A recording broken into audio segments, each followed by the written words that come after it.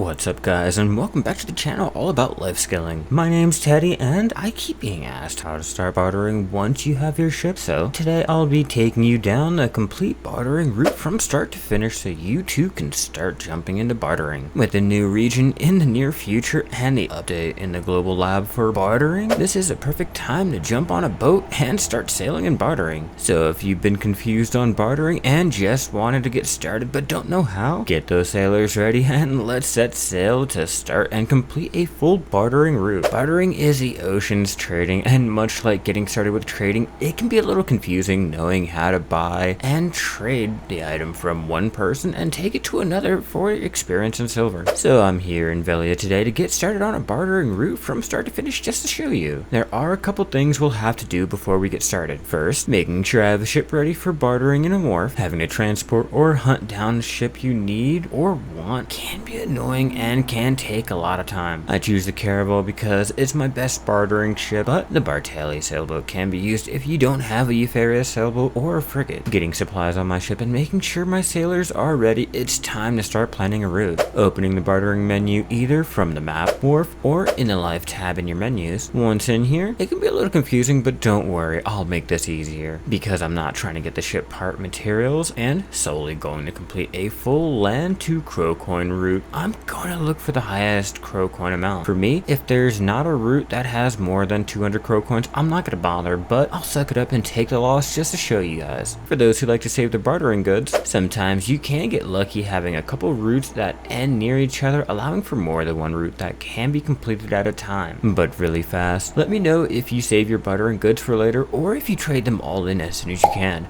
And while you're down there, leave a like if you're enjoying all the life skilling content here on the channel. Checking the bartering list, however, I'll be heading to the shipwrecked cargo ship out in Mogoria. It has 171 crow coins total. I can hear you wondering, how do I get the level 5 bartering good, the taxidermied white caterpillar? This is how we're going to figure out which route and what's needed. Scrolling up, I can see in order to get one, I'll have to barter a level 4 headless dragon figurine. These can be obtained from bartering a level 3 scout binoculars, and for those, I'll have to get a level 2 Narvo sea cucumber. Still checking around, I can see I'll need a level 1 giant fish bone to barter for the sea cucumbers, but to get the bones, I'll need the items obtained through life skills, which are called land goods. For me, this is going to be the belladonna elephant hides. To summarize and make this less confusing, I'll be gathering or buying the belladonna elephant hides for the giant fish bones, trade the bones for the Narvo sea cucumbers, trade those in for the scout binoculars, take them and trade them in for the headless dragon figurine, and finally trade the figurines in for the white caterpillar. Then take those over to Mogoria to trade in for crow coins, or bartering land goods to level 1 on to level 5, then crow coins, and yes, this will require heading to each island the NPC is on.